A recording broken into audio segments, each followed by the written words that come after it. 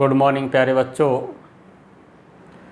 जैसा कि आपको पता है हम लोग रिएक्शन मैकेनिज़्म ले रखे थे और उसमें कुछ डेफिनेशन वगैरह कुछ परिभाषाएं डिस्कस कर रहे थे। हम लोगों ने नाभिक स्नेही, इलेक्ट्रॉन स्नेही क्या होते हैं इसके बारे में डिस्कस किया। इसके बाद में आपको नाभिक स्नेहिता और क्षारीयता में थोड़ा सा फ़र्क क्या है वो बताया था। इसके बाद हम आपको बताने वाले हैं नाभिक स्नेहिता। मैंने कहा था 4th पॉइंट आएगा, लास्ट वाले लेक्चर में बताया था 4th पॉइंट आएगा, नाभिक स्नेहिता तथा नाभिक स्नेहिता को प्रभावित करने वाले कारक।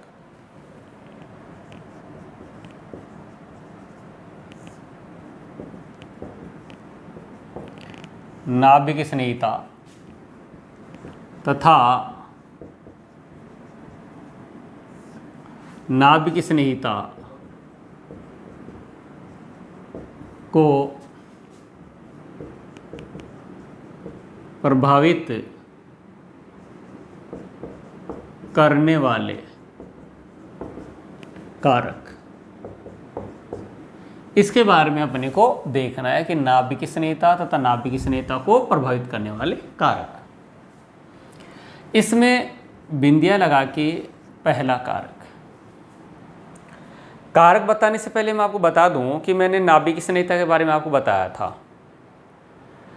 नाभिक स्नेहिता होती है किसी नाभिक स्नेही द्वारा इलेक्ट्रॉन न्यून केंद्र पर आक्रमण करने की प्रवृत्ति।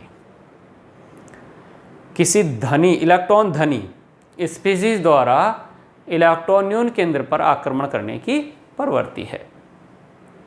ठीक है बच्चों, तो यहाँ नाभिक स्नेहिता को प्रभावित करने वाले कारक में पहला आता है विद्युत ऋणता।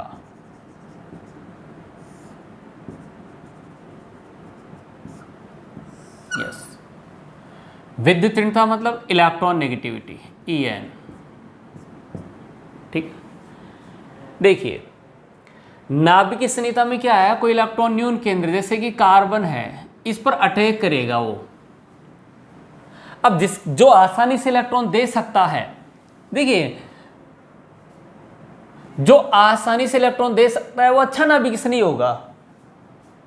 जो आसानी से इलेक्ट्रॉन दे सकता है वो अच्छा नाभिक स्नेही होगा। तो विद्युत ऋणता देखिए आप कैसे, मैं आपके सामने लिख रहा हूं CH3 minus, NH2 minus, OH minus, F minus.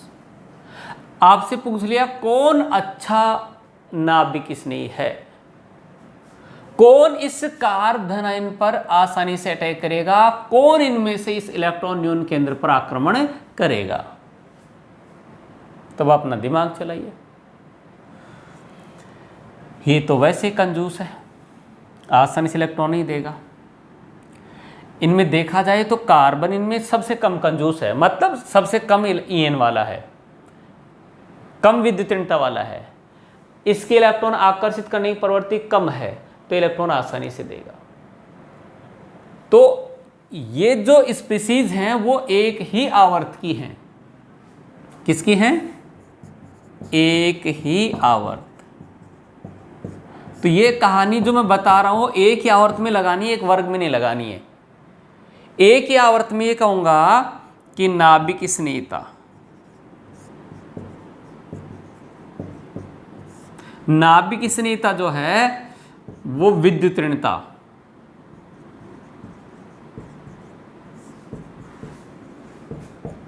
विद्युत ऋणता के इनवर्स होती है। ये लो जी, तो इसकी विद्युत ऋणता ज्यादा है तो इसकी नाभिक स्नेहिता कम होगी, तो नाभिक स्नेहिता का ये क्रम आएगा एक आवर्त में। ये आ गया साहब, आवर्त में लगाना है, वर्ग में नहीं लगाना है, क्योंकि वर्ग में आकार प्रभावी होता है। तो अपन दूसरा ले लेते हैं आकार, साइज ऑफ डोनर एटम। आकार कहां काम करेगा, देखिए आप,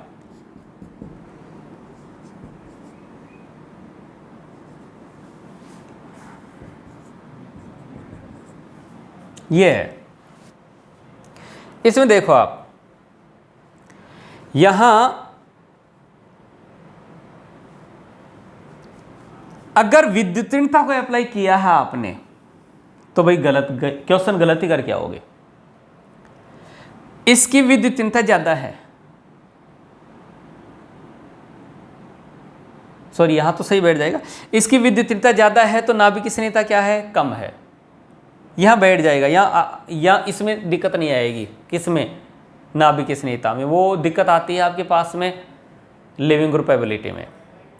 यहां देखिए तो आई जो है वो अच्छा डोनर एटम है, आई जो है वो अच्छा डोनर एटम है।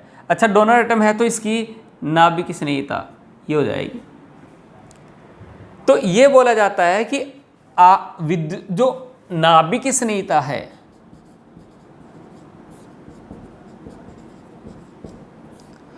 वो आकार जितना बड़ा होता है उतनी ही ज्यादा होती है। और ये बात सही भी है। आई का आकार सबसे बड़ा, एफ का आकार सबसे छोटा, तो नाभिक स्निग्धता का ये क्रम आया। नाभिक स्निग्धता, ये नाभिक स्निग्धता क्रम निकल कर आया है। तो आप लोगों को ये ध्यान रखना है, इसमें भी आकार लग जाएगा भाई, इसमें भी क्या लग जाएगा, आकार। कार्बन का आकार सबसे बड़ा होता है, ये मत सोचना फ्लोरीन का होता है। एक आवर्त में बाएं से दाएं जाते हैं तो आकार घटता जाता है, इसका आकार सबसे बड़ा है इनमें, तो सबसे अच्छा नाभिक स्निग्ध हो गया। इसका आकार कम है तो नाभिक स्निग्धता कम हो गई। तो इस तरीके से ये नाभिक स्निग्धता को प्रभावित करने वाले कौन कौन से कारक आ गए, विद्युतीनता आ गई, आकार आ गया। समझ में आ गया? यस। इसके बाद देखो आप, अगर अपने पास दो स्पीसीज ऐसी हैं, एक है OH माइनस और दूसरी है H2O, एक मेरे पास है SH माइनस और दूसरी है H2S। अगर ऐसा है तो आप क्या बोलेंगे कि देखिए ये आसानी से इलेक्ट्रॉन दे सकता है, इस दोनों में ऑक्सीजन है, दोनों में सल्फर है, क्या अटैक करने वाला। तो यहां से आप देखेंगे क्या कि ऋणावेश वाला ज्यादा अच्छा नाभिक स्निग्ध होता है।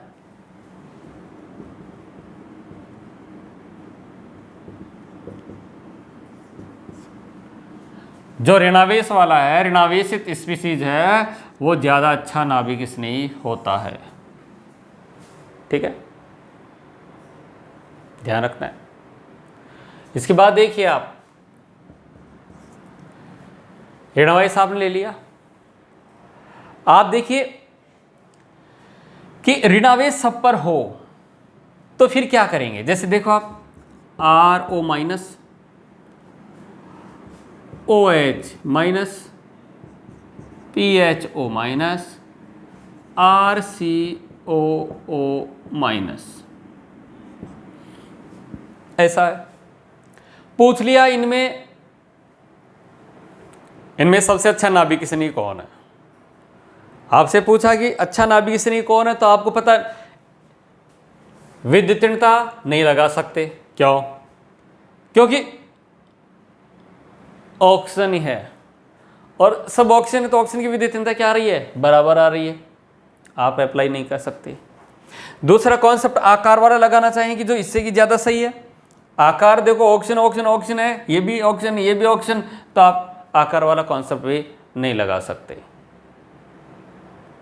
तो ऐसी कंडीशन में आपको ये देखना है कि इस इलेक्ट्रॉन देने वाले परमाणु पर इलेक्ट्रॉन की उपलब्धता कितनी है। जिस पर उपलब्धता ज्यादा है तो अच्छा नाभिक स्निग्ध होगा। जैसे देखो आप, यह इलेक्ट्रॉन R देने वाला है, H ना देने वाला ना लेने वाला, इसके इलेक्ट्रॉन अनुनाद में चले जाते हैं इस टाइप से।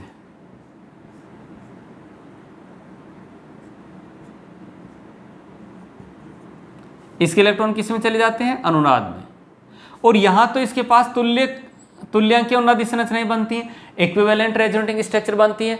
तो यहां तो इस ऑक्सीजन के पास में ऋणावेश और कम उपलब्ध हो पाता है, इसका भी इलेक्ट्रॉन अनुनाद में गया है, इनके इलेक्ट्रॉन अनुनाद में नहीं जा रहे हैं। मतलब ये इलेक्ट्रॉन किसको मिलना चाहिए, कार्बन वाले पॉजिटिव को मिलना चाहिए। समझ में नहीं आ रहा भाई, ये इलेक्ट्रॉन इसको मिलना चाहिए, ये जितने आसानी से मिल जाएगा कहेंगे उतना ही अच्छा है। तो इसके इलेक्ट्रॉन दोनों के पास उपलब्ध है, इसका R इलेक्ट्रॉन देकर इसको अच्छा नाभिक किसी नहीं बनाता है, ये इसकी तुलना में कम हुआ। इनके इलेक्ट्रॉन अनुनाद में जा रहे हैं, इसके अनुनाद में ज़्यादा जा रहा है, मतलब इसमें ऑक्सीजन पर इलेक्ट्रॉन की उपलब्धता इसकी तुलना में कम है। तो यहाँ से हम ये वाला बता देते हैं नाभिक स्नेहिता का क्रम। बात समझ में आ रही? देखिए आप ये भी कह सकते हैं यहाँ कि ये दोनों कारक सेम हो गए, आकार भी समान हो गया, विद्युतीयता भी समान हो गई, तो फिर आप इनका क्षारीय सामर्थ्य भी देख सकते हैं। ये इनमें सबसे अच्छा क्षार है, ये सबसे बेकार क्षार है। तो जो अच्छा क्षार है मतलब वो अच्छे से इलेक्ट्रॉन दे देगा, पर ये कॉन्सेप्ट हमेशा अप्लाई नहीं होता है। तो आप तो ये ध्यान रखो कि इलेक्ट्रॉन आकार समान हो गया, विद्युतीयता समान हो गई, जिसके पास इलेक्ट्रॉन की उपलब्धता ज़्यादा है वो अच्छा नाभिक स्नेही होगा, ठीक है। लेकिन यहाँ पर एक बात और ध्यान रखनी है, वो है त्रिम बाधा। इसके ये हर जगह नहीं लगानी होती है, ये कुछ एग्जाम्पल होते हैं उन्हीं में लगानी होती है। जैसे देखो आप CH3O-, दूसरा है CH3O-। अब आप ये कहो भाई कौन अच्छा नाभिक स्नेही, तो सब ये इलेक्ट्रॉन दे के इसको अच्छा बना रहे हैं, ऐसा अपने दिमाग में आता है कि इलेक्ट्रॉन देकर इसको अच्छा बना रहे हैं, पर एक्चुअल में ये त्रिम बाधा को भी बढ़ा रहे हैं। तो इलेक्ट्रॉन की उपलब्धता इतनी नहीं बढ़ा पाते जितनी की त्रिम बाधा बढ़ा दिए, तो ये अटैक नहीं कर पाते हैं। तो यहाँ से नाभिक स्नेहिता की बात आए तो ये CH3O- जो है वो अच्छा नाभिक स्नेही होता है। बात समझ में आ गई होगी, ठीक है। ये जो है CH3O है वो अच्छा नाभिक स्नेही बोलेगा। क्षारीय सामर्थ्य की बात नहीं कर रहा हूँ मैं, नाभिक स्नेहिता की बात कर रहा हूँ। तो यहाँ जो CH3 है वो भले ही इलेक्ट्रॉन की उपलब्धता बढ़ा रहे हैं, लेकिन त्रिम बाधा बढ़ा के बेकार नाभिक स्नेही बना रहे हैं। कहानी समझ में आ गई होगी। तो इस तरीके से नाभिक स्नेहिता तथा उसके प्रभावित करने वाले कारकों की इन्फॉर्मेशन अपने पास आ गई है। ये एग्जाम में पूछेगा नहीं, पर अपने को पता होना चाहिए जब कोई रिएक्शन करवाते हैं और कहता है कौन सी रिएक्शन की रेट ज़्यादा है। अब मान लो उधर वाला रिएक्टेंट सेम दे रखा है, नाभिक स्नेही अलग अलग दे दिया, तो जिसमें अच्छा नाभिक स्नेही है उसमें रिएक्शन क्या होगी, ज़्यादा होगी। तो इस कॉन्सेप्ट को कहीं ना कहीं अप्लाई करता है। ये तो बहुत कम पूछा जाता है कि कौन अच्छा नाभिक स्नेही है कौन नहीं, ये तो इधर उधर के पूछे जाते हैं, पर अपन नीट के एग्जाम में अगर बात करें तो कम पूछा जाता है। बात समझ में आ गई? यस। इसके बाद में 4 नंबर नाभिक स्नेहिता के बाद में अपन डिस्कस करेंगे निष्कर्ष समूह योग्यता, लिविंग ग्रुप एबिलिटी। यस, तो नेक्स्ट अपने पास आ जाता है लिविंग ग्रुप एबिलिटी।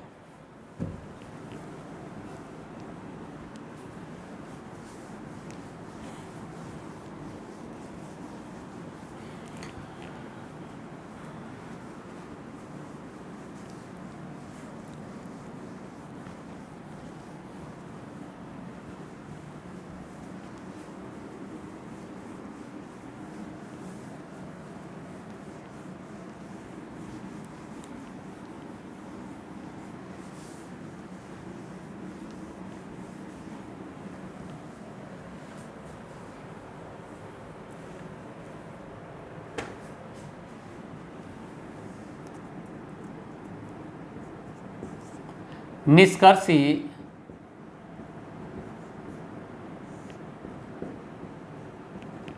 समूह योग्यता, इंग्लिश में क्या कहेंगे, लिविंग ग्रुप एबिलिटी।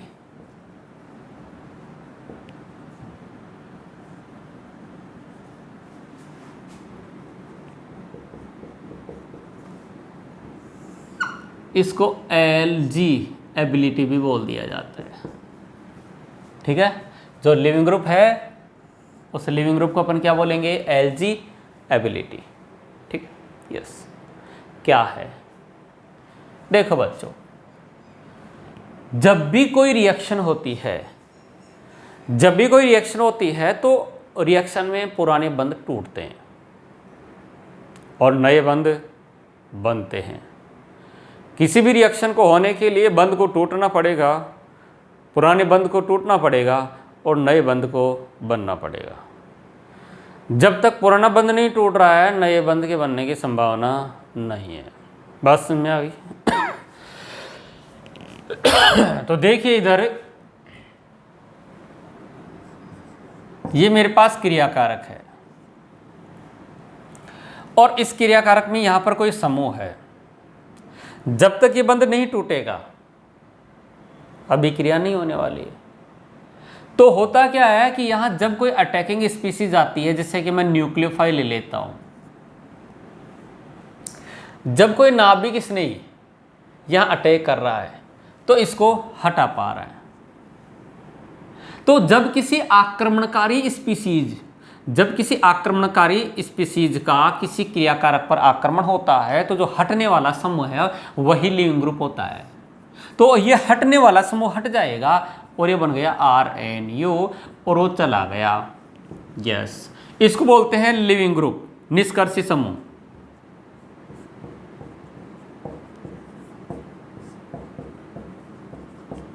क्या बोलते हैं इसको? निष्कर्षी समूह। समझ में आ रहा होगा? हटने वाला समूह नहीं हटेगा तो अभिक्रिया नहीं होगी। अभिक्रिया ज्यादा हो इसके लिए क्या जरूरी है? इसके लिए जरूरी है इसका हटना। लिविंग ग्रुप जितना आसानी से हटेगा अभिक्रिया उतनी ही ज्यादा होगी। यानी अभिक्रिया को होने के लिए लिविंग ग्रुप की एबिलिटी अच्छी होनी चाहिए, निष्कर्षी समूह योग्यता अच्छी होनी चाहिए। जब किसी समूह की निष्कर्षी समूह योग्यता अच्छी होती है तो अभिक्रिया भी ज्यादा होती है। बात समझ में आ गई? यस। तो लिविंग ग्रुप एबिलिटी जो है वो अपने को पहचान आना चाहिए कि कौन सा ग्रुप आसानी से हट रहा है और कौन सा ग्रुप नहीं हट रहा है। ठीक है, अब अपन कैसे पहचाने? जैसे कहीं अपने को दे रखा है क्या कि किसी रिएक्शन में CH3- वही वाली कहानी, NH2- OH- F-, ऐसा है। पूछा इनमें से कौन आसानी से हटेगा, इसकी लिविंग ग्रुप एबिलिटी क्या है, तो आपको पहचानना पड़ेगा। पहचानिए। दूसरी तरफ दे रखा है F-, Cl-, Br-, I-, एक दे रखा है OH-, एक है H2O। ये पहला, ये दूसरा और ये तीसरा। अब कैसे पता चले कि कौन सा आसानी से हटेगा? तो बच्चों इसके लिए एक ही बात कही गई है कि दुर्बल क्षार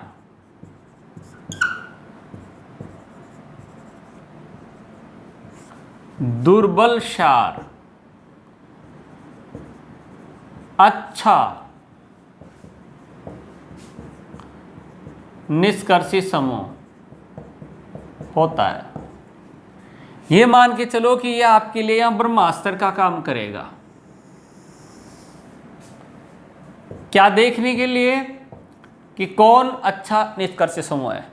दुर्बल क्षार अच्छा निष्कर्षी समूह होता है। Weak base is good leaving group. Weak base is good leaving group.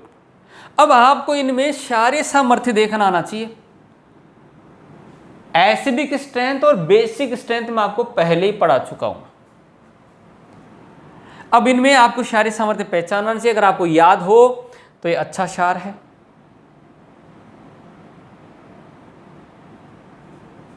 ये बेकार क्षार है। कैसे? इनके संयुग्मी अम्ल बनाओ। यहां बनाकर बता रहा हूं। CH4 किसी क्षार को H+ दे देते हैं तो अम्ल बन जाता है। NH3H2HF। अगर हम एसिडिक स्ट्रेंथ की बात करें तो अम्लीय सामर्थ्य का ये क्रम आया है। ये सबसे अच्छा अम्ल है तो इसका संयुग्मी सबसे दुर्बल क्षार होगा, और जो दुर्बल क्षार है वो अच्छा निष्कर्षी समूह होता है। मतलब इनकी लिविंग ग्रुप एबिलिटी का ये ऑर्डर निकल कर आएगा। समझ में आ गया होगा? इसमें देखो आप, इसमें देखिए आप, पता नहीं चल रहा है कौन सा दुर्बल क्षार है। अम्ल बनाओ, HF, HCl, HBr, HI। अब आपको अम्लीय सामर्थ्य देखना नहीं आता तो क्वेश्चन गलत हो गया होगा। मैं कहा था कि हाइड्राइड में ऊपर से नहीं जाने पर अम्लीय सामर्थ्य बढ़ता है, इसका अम्लीय सामर्थ्य सबसे ज्यादा है, एसिडिक स्ट्रेंथ, ठीक है, इसका एसिडिक स्ट्रेंथ सबसे ज्यादा है। प्रबल अम्ल का संयुग भी दुर्बल क्षार है, यस, और दुर्बल क्षार जो है उसकी लिविंग ग्रुप एबिलिटी, दुर्बल क्षार अच्छा निष्कर्ष समूह होता है, ये दुर्बल क्षार है भैया, ये आ गई लिविंग ग्रुप एबिलिटी। नहीं आई बात समझ में? इनमें क्षारीय सामर्थ्य इसका ज्यादा है, क्षारीय सामर्थ्य ज्यादा तो निष्कर्ष समूह योग्यता कम, तो इनकी लिविंग ग्रुप एबिलिटी जो है, LG एबिलिटी है, निष्कर्ष समूह योग्यता है, वो इस तरीके से आती है। और इसके लिए आपको कॉन्सेप्ट क्या दिया गया है, weak base is good leaving group, दुर्बल क्षार अच्छा निष्कर्षी समूह होता है। समझ में आ गया होगा। अब बच्चों को ये लगता है कि जो अच्छा नाभिक स्नेही है, समझ में आ गया इतना? अब मैं आपको थोड़ा सा इधर उधर की बातें करता हूं। अच्छा नाभिक स्नेही है, अच्छा है, तो निष्कर्षी नहीं होना चाहिए वो, ऐसा कोई भी कॉन्सेप्ट नहीं है कि सर वो तो अच्छा नाभिक स्नेही है तो आसानी से हटेगा नहीं, ऐसा नहीं है। I- सबसे अच्छा नाभिक स्नेही भी था और सबसे अच्छा हटने वाला समूह भी है। बात समझ में आ रही है? ये अच्छा लिविंग ग्रुप भी था तो अच्छा न्यूक्लियोफाइल भी है। बात समझ में आ गई होगी। फॉलो कोई प्रॉब्लम? क्लियर है? यस। तो इस तरीके से अपने पास ये लिविंग ग्रुप एबिलिटी आती है, अपने को ध्यान रखना है। क्लियर? ये था निष्कर्ष समूह की योग्यता। जब कोई रिएक्शन होगी, किसी रिएक्शन में आसानी से हटने वाला समूह है तो अपन कह देते हैं वो रिएक्शन आसानी से होने वाली है। ठीक है? यस। इसके बाद में रिएक्शन को करवाने के लिए देखिए, जब हम पढ़ क्या रहे हैं, हम रिएक्शन देखेंगे, न्यूक्लियोफिलिक सब्स्टिट्यूशन, एलिमिनेशन, ये सब देखेंगे, लेकिन उसमें आएगा कौन? उसमें आएगा न्यूक्लियोफाइल, इलेक्ट्रोफाइल, ये सब आएंगे। इनका इंफॉर्मेशन होना चाहिए, सॉल्वेंट की इंफॉर्मेशन होनी चाहिए, लिविंग ग्रुप की इंफॉर्मेशन होनी चाहिए। तो हम इन डेफिनेशन को ले रहे हैं, इन परिभाषाओं को ले रहे हैं। तो जो अगली परिभाषा है वो है विलायक। विलायक का भी ज्ञान होना जरूरी है। अगर विलायक का नॉलेज नहीं है तो फिर आपको पता नहीं चलेगा कि SN1 हो रही है या SN2 हो रही है। तो यहाँ 5th पॉइंट आता है विलायक।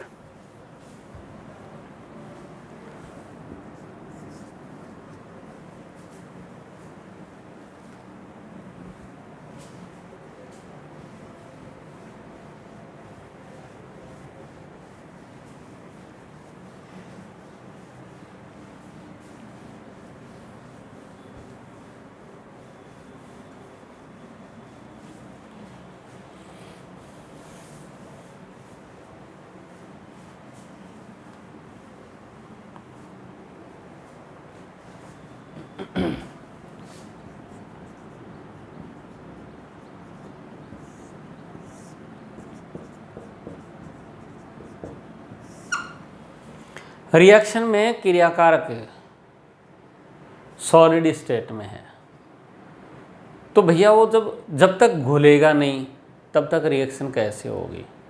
तो यहाँ पर अपने को सॉल्वेंट भी लेना पड़ता है। अब सॉल्वेंट जो है वो रिएक्शन को प्रभावित करता है, तो कौन सा सॉल्वेंट लें, क्या लें, इसकी इंफॉर्मेशन अपने पास हो, इसके लिए हम इसकी एक बारी सॉल्वेंट की हम बाद में डायरेक्ट कहेंगे कैसा सॉल्वेंट लेना है, ये डायरेक्ट बात करेंगे, पर अभी बता देंगे सॉल्वेंट कौन कौन से हैं। यस, देखो बच्चों, सॉल्वेंट यानी विलायक। विलायक अपने पास ध्रुवीय विलायक हो सकता है,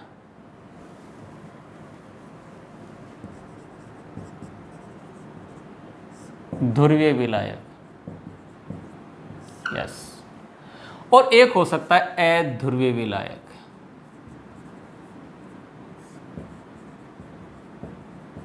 यस, इसको मैंने कह दिया A, इसको कह दिया B। ध्रुवीय विलायक को कहते हैं पोलर सॉल्वेंट। यस, और इसको इंग्लिश में कहते हैं नॉन पोलर सॉल्वेंट। पता कैसे चलेगा? जिस सॉल्वेंट का डाइपोल मोमेंट म्यू 0 नहीं है वो पोलर होगा, और जिसका 0 होता है वो नॉन पोलर होगा। इस पोलर सॉल्वेंट के भी 2 टाइप बनाए हुए हैं। एक होता है पोलर प्रोटिक। यस,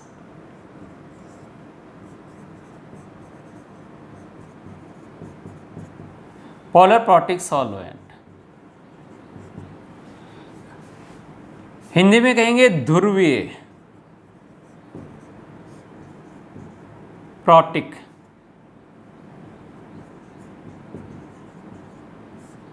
विलायक। यस, इसको कहेंगे दूसरा पोलर एप्रोटिक।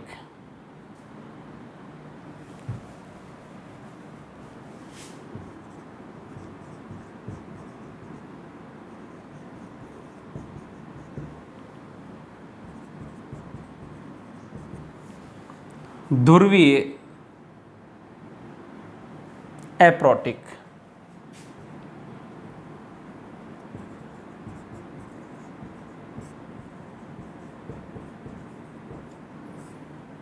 ठीक है। अच्छा, ध्रुवीय प्रोटिक की खास बात क्या होती है कि ये H+ देते हैं, H+ देने की प्रवृत्ति रखते हैं, H+ देने वाले होते हैं, और ये H+ नहीं देते हैं। ठीक है, इस टाइप से कह सकते हैं। आप लोगों को इनके एग्जाम्पल पता होना चाहिए। जैसे देखो H2, अब डाइपोल मोमेंट इसका नॉन जीरो है, कैसे पता चले क्या चले, ये सब आपको केमिकल बॉन्डिंग से आना चाहिए कि पोलर है कि नॉन पोलर है। ये क्या हो गया? Polar protic. H2, alcohol polar protic, ammonia polar protic, RnH2 polar protic, H2S polar protic, RSH polar protic. तो ये सब क्या है? पोलर प्रोटिक सॉल्वेंट हैं। ये H+ दे सकता है, ये H+ दे सकता है, यहाँ से H दे सकता है, यहाँ से H दे सकता है, ये H दे सकता है। एसिडिक नेचर वाले एक तरीके से जो H+ देने की प्रवृत्ति रखते हैं, ये पोलर प्रोटिक हो गए। पोलर एप्रोटिक, इनका डाइपोल मोमेंट नॉन जीरो होगा, मतलब डाइपोल मोमेंट जीरो नहीं होगा। पोलर एप्रोटिक कौन है? जिनका डाइपोल मोमेंट 0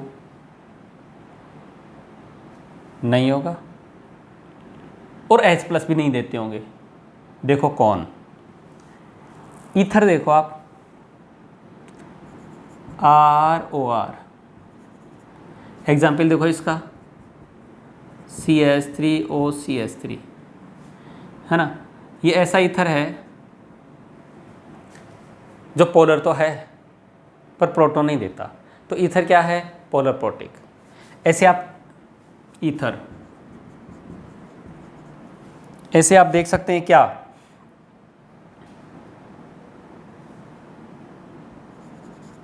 एसीटोन। एसीटोन का फॉर्मूला क्या है?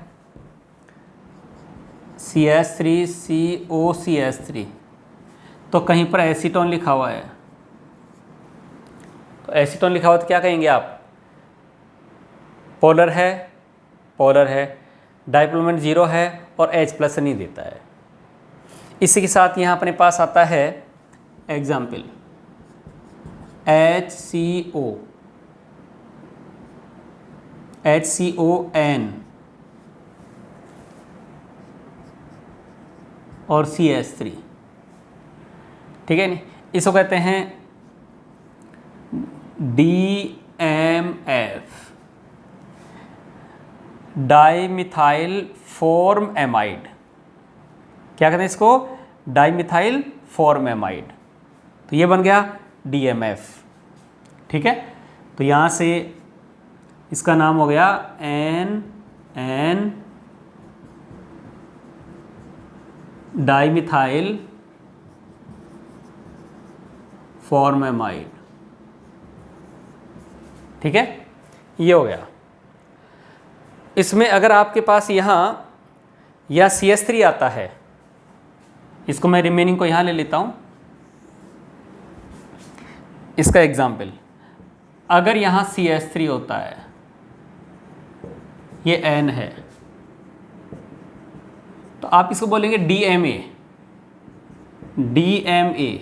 DMA का मतलब हो गया NN dimethyl formamide, sorry acetamide, NN dimethyl acetamide. ठीक है, ये हो गया। अपने पास एक और आता है DMSO, CH3S double bond O और ये CH3, ये हो गया DMSO। मतलब होता है di methyl sulphoxide. Di methyl sulphoxide.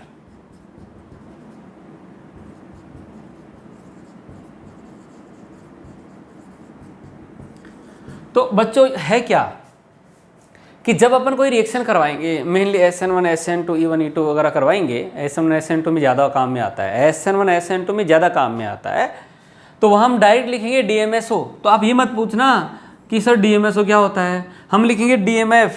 तो अब ये मत कहना DMF क्या होता है। DMF होता है dimethyl फॉर्मएमाइड। Dimethyl formamide. Direct acetone लिखेंगे, डायरेक्ट ईथर लिखेंगे, डायरेक्ट DMSO लिखेंगे, ये ज़्यादा काम में आ रहे होते हैं। और ये कैसे सॉल्वेंट है? कैसे सॉल्वेंट? Polar aprotic. इनके पास देने के लिए H+ नहीं है। बात समझ में आ गई? तो इनकी इंफॉर्मेशन अपने पास होनी चाहिए। ठीक है,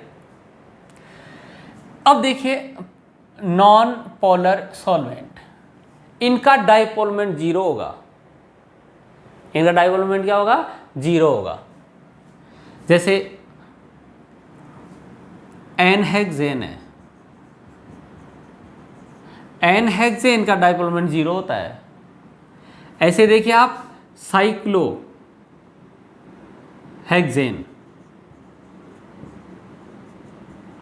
इसका भी 0 मानते हैं। आप बेंजीन कह सकते हैं, बेंजीन सॉल्वेंट है और इसका डाइपोल मोमेंट क्या निकल कर आता है? 0। यस, इसका डाइपोल मोमेंट क्या निकल कर आता है? 0 निकल कर आता है। ऐसे देखिए CCl4 है, तो CCl4 का डाइपोल मोमेंट क्या होता है? 0 होता है। इन सबके डाइपोल मोमेंट क्या है? 0 है। इन सबके डाइपोल मोमेंट क्या है? 0 है। और डाइपोल मोमेंट 0 है, डाइपोल मोमेंट क्या है? 0 है। तो अपन क्या कहेंगे इनको? Non polar. ठीक है, तो कहीं भी ऐसे सॉल्वेंट दे रखे हैं तो वो नॉन पोलर होते हैं। तो इस तरीके से हम लोगों ने क्या पढ़े हैं? सॉल्वेंट। सॉल्वेंट में देखिए बच्चों क्या आया? सॉल्वेंट में, विलायक में या तो वो ध्रुवीय होगा या वो अध्रुवीय होगा। अध्रुवीय मतलब डाइपोल मोमेंट द्विध्रुव गुण उसका 0 होगा। ऐसे सॉल्वेंट एनहेक्सेन, साइक्लोहेक्सेन, बेंजीन, CCl4, इनका डाइपोल मोमेंट 0 होता है और ये विलायक के रूप में प्रयुक्त होते हैं। तो इसको अपन क्या बोल देते हैं? Non polar solvent. पोलर में 2 टाइप के निकल कर आते हैं। पहला होता है पोलर प्रोटिक। इनका dipole moment polar protic, polar protic मतलब डाइपोल मोमेंट 0 नहीं है और ये H+ भी दे सकते हैं वहाँ। तो ऐसे कौन है? एल्कोहल है, एमीन है, अमोनिया है, जल है ना, H2S है, RSH है, ये सब। ये देखो बात में इनका डाइपोल मोमेंट द्विध्रुव गुण इनका 0 नहीं होता है, नॉन 0 होता है। तो ये प्रोटिक हो गए, ये एप्रोटिक है, मतलब डायपोल मोमेंट जीरो नहीं है, पोलर हैं, ये पोलर हैं पर H+ से नहीं देते हैं ये। तो इनमें सबसे देखो अच्छे अच्छे कौन आ रहे हैं, ईथर, ईथर कौन आया, acetone, DMF dimethyl formamide, dimethyl acetamide, DMSO dimethyl sulfoxide. ये इसलिए बता रहा हूँ क्योंकि आपके अलग अलग कोचिंग सीट वगैरह में मिलते हैं, तो इनकी इन्फॉर्मेशन अपने पास होनी चाहिए। किसी भी एग्जाम में ऐसे नहीं पूछेगा आपको कि नीट में अपने पूछेगा, ऑर्गेनिक में पूछेगा कि which is polar protic solvent, कौन सा ध्रुवीय विलायक है, ऐसे नहीं पूछेगा। रिएक्शन में दे रखा होगा उसका उसके बारे में अपने को पता होना चाहिए, ठीक है। अब आप देख रहे होंगे सर वो जो आपने लिविंग ग्रुप बताए थे उसमें कुछ एक्स्ट्रा लिविंग ग्रुप और बता रखे थे, उनको तो बताया ही नहीं। तो अपने पास थोड़ा सा 2-4 मिनट का टाइम है, तो अपन उसके बारे में थोड़ा सा और देख लेते हैं, लिविंग ग्रुप के बारे में। कुछ लिविंग ग्रुप 2-4 लिविंग ग्रुप और हैं जिनका जिक्र कहीं ना कहीं होता है, जिसमें टोसाइलेट, ठीक है नहीं, ब्रोसाइलेट, नोसाइलेट, ट्रिप्लेट, ये है। तो इनके बारे में थोड़ा सा और बता देता हूँ।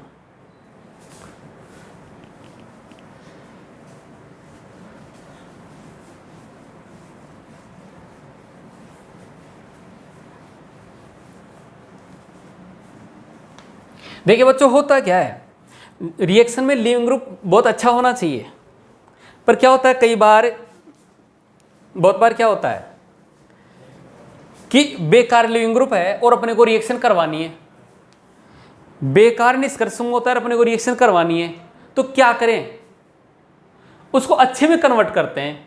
जैसे कई बार आपने देखा होगा कि ROH है, अब यहाँ पर कोई न्यूक्लियोफाइल आया तो इसको हटाना है तो नहीं हटता है, लेकिन पहले इसका प्रोटोनेशन कर देते हैं। तो प्रोटोनेशन करने से क्या हो जाता है, क्योंकि यहाँ पर अगर डायरेक्ट हटता है तो OH- लिविंग ग्रुप हुआ, अगर डायरेक्ट हटाए तो OH- लिविंग ग्रुप हुआ। लेकिन जैसे H+ आया और ये बन गया ROH और ये H, ये प्लस आ गया, और इसमें लिविंग ग्रुप, इसको ही हटाता हूं तो लिविंग ग्रुप OH- हो गया, और इसमें हटाता हूं तो कौन हो गया, H2 हो गया। तो मैंने देखा था अभी थोड़ी देर पहले कि OH- की तुलना में H2 अच्छा लिविंग ग्रुप है। तो जब कोई रिएक्शन नहीं हो रही होती है, रिएक्शन को करवाने के लिए लिविंग ग्रुप को अच्छा बनाया जाता है। यहाँ पर कुछ अच्छे लिविंग ग्रुप और हैं, कुछ एक्स्ट्रा लिविंग ग्रुप हैं जिनके बारे में मैं आपको थोड़ा सा बता देता हूँ। जैसे देखो S, ये O बेंजीन रिंग, ठीक है, और यहाँ CH3, इसको टोसाइलेट बोलते हैं,